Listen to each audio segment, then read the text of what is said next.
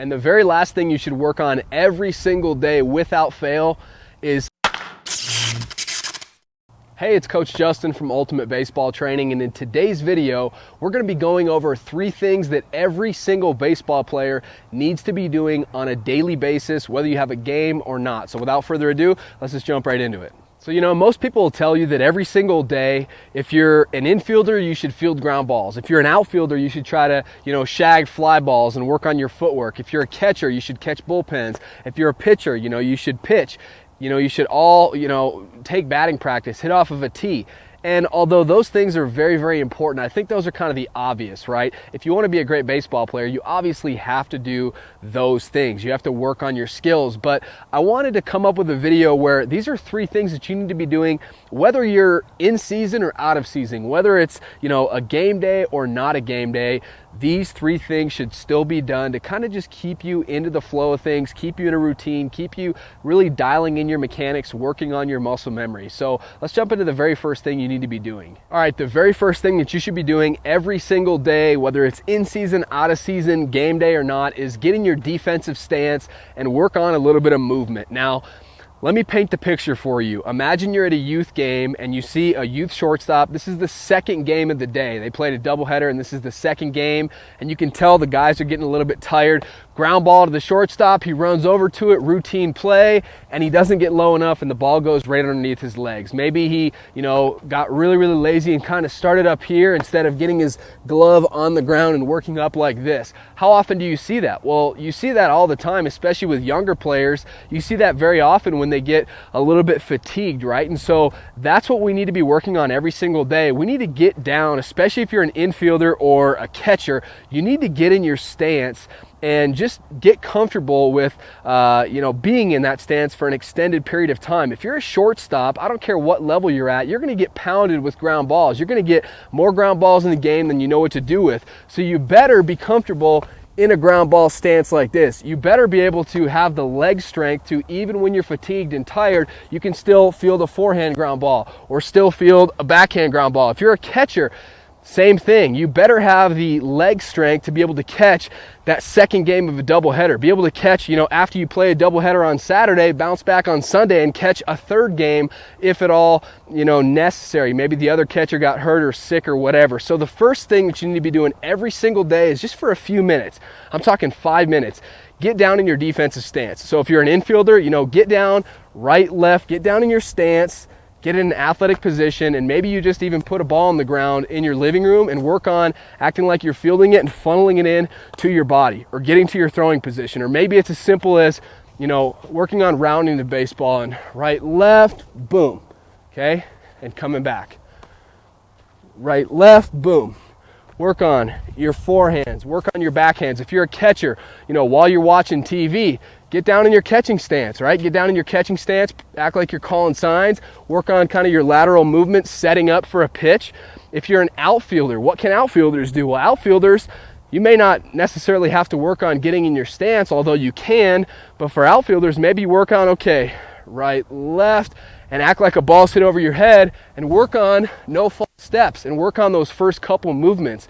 But get into your defensive position every single day for 5 minutes and do some sort of movement that you're going to be doing in a real game. You need to be doing this all the time so that when you get into a real game, you just have that muscle memory. It's already there.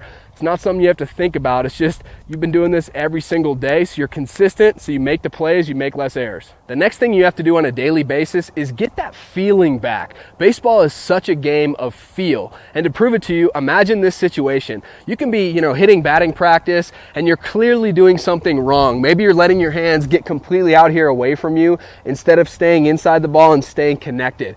And you could have a coach, whether it's me or someone else, say, come on, hands inside the ball, hands inside the ball, hands inside the ball, and keep repeating the exact same thing to you, and you still can't pick it up, right? You still are doing the exact same thing until all of a sudden, one swing, you actually do stay connected and do keep your hands inside the ball, and then all of a sudden, what happens? You feel it, and you maybe crush a line drive up the middle, and you step out and you're like, you get a smile on your face, and you're like, I did it. Oh, okay, that's what coach was talking about. That was the feeling that I'm searching for. And then the next swing, what happens again? Another fastball comes right over the middle of the plate. You do the exact same thing because now you have that feeling. Well, baseball is such a game of feeling, and we have to maintain that good feeling. We have to maintain that feeling of what good mechanics feel like in order to, continue to have success in the field. It's the same reason why as hitters, tell me if you've ever done this, if you take 3 months off and you don't pick up a baseball bat or take any swings for 3 months, the first time you go and hit at the cage or even off of the TV, it's a little sketchy, it's a little rough, right? The reason for that is because you don't have that feeling. It takes a while to get that feeling back. And so this is something you need to do every single day, and off days included. I'm not telling you have to go hit 100 baseballs or anything like that. You can completely take the day off, but what you should do if you're a hitter, get that feeling back, whatever that feeling is for you. So it literally could be, in your living room, make sure you're not breaking any lights or TVs or anything like that. But it can be, slow motion, just taking, even half swings. It can be, okay, load, boom, boom, something like that. It can be, just working on load, launch position, getting to a launch position, load, boom.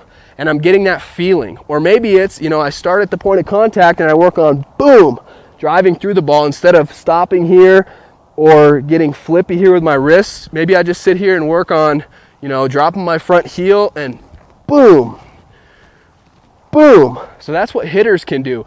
Maybe it's as simple as just that feeling of what it feels like to kind of tip your bat and boom, right? Boom, boom, boom, boom. And you can do that for 5 minutes while you're watching TV. And you might be thinking, well, that's great, but I'm a pitcher. What can I do to kind of get that feeling back every day? And it's just as simple as whatever you're working on in practice that's allowing you to have success, try to repeat that at home. Just get that feeling back for 5 minutes. So, we don't necessarily want to get to a true balance point when we're pitching, but maybe it's just working on your leg lift and leading towards the plate with your front hip. Maybe it's as simple as that. Maybe it's doing the towel drill for a couple minutes. Whatever you're working on, maybe it's, just getting your sign and then working on varying your, your looks towards first base or second base or whatever, varying your timing towards the plate so, base runners can't get as good of a jump on you. Whatever it is, but work on this at home. Get that feeling back every single day. And the very last thing you should work on every single day without fail is study the game. Do some sort of studying at home to further yourself in the game of baseball. And, your studying can be different every single day. Maybe one day you read a book on the mental game of baseball. Maybe the next day you're looking at, your swing. Maybe you took some video of your swing at practice and you're comparing that to a professional player and figuring out different ways, little tweaks you can make to get better.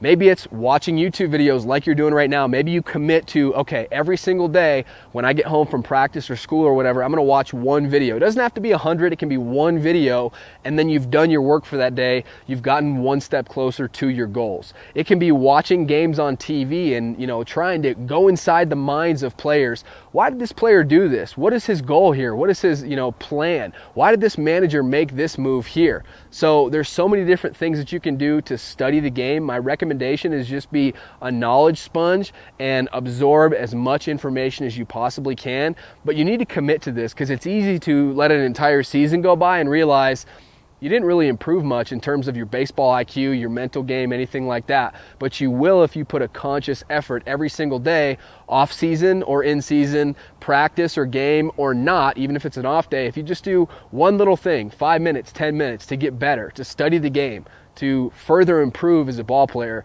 that's really going to help you out. So that's it. I really hope you enjoyed today's video. And really quickly before you go, if you're serious about really truly becoming the best possible player that you can be, I want you to click on this card right up here and grab my free Bat Speed Boosters workout. This workout is filled with bat speed specific drills that are not only going to help you boost your bat speed, but your power as well. So you're hitting more doubles and more home runs, which is what it's all about as a hitter, right? So go ahead and grab that free workout right now, 100% free.